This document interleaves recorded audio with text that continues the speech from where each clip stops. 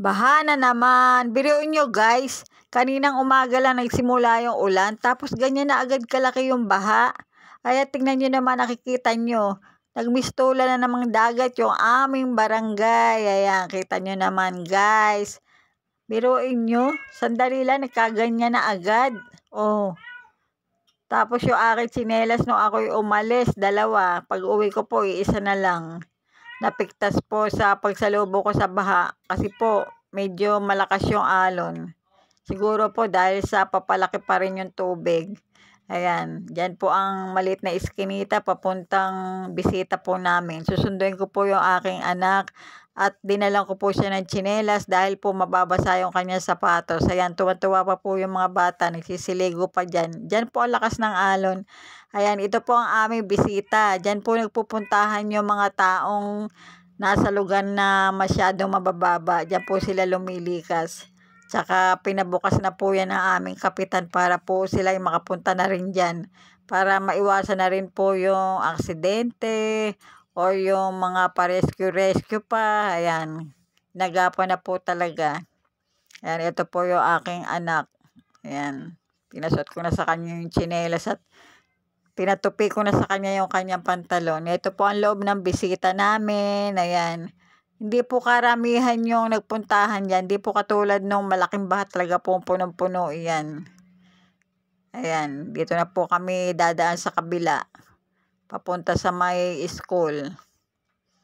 Ayan. Talaga po nagsalubong na yung tubig. Wala ka na pong madadaanan na walang tubig. Ayan. Sobrang baba po kasi ng lugar ng aming barangay. Kaya po sandaling ulan lang talagang bumabaha na siya. Lalo po nung nakaraang baha, yung mga basura po niyan tsaka nagpasukan sa mga kanal. Kaya po sandaling ulan lang yan, nagkaganyan na po agad ng tubig.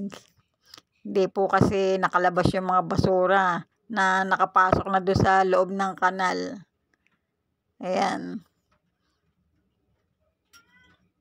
Wala na pong makikita na mga tricycle, hindi na kaya ng kanilang tambutso. Hindi na po sila lumabas, kaya mga tao naglalakad na lang. Ayan. Ito po yung kung saan yung nakatayo yung aming paaralan. Malaki na rin po yung baha. Ayan, at pasok na rin po yan sa loob ng school. Kaya madali rin pong bumaha dyan Kasi medyo mababa. Ito naman po itindahan ng aking sister. Kaya malapit na naman po. Nako, sana naman wag na.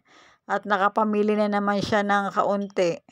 Sayang naman kung mababaha na naman. Ayan. Natakot pa po ako dito. Akala ko ahas. Hindi ko pa suot yung salamin ko. Kasi no isang araw po may napatay na ahas dyan yung utol ko Ay akala ko ahas na naman. Ay nako, nakakatakot na po talaga. Ayan, tali lang po pala. Taling straw. Ayan, at syempre, inaasahan. Ito na ang aming bahay. Mayroon na naman kaming swimming pool. Ayan, salamat po sa panonood.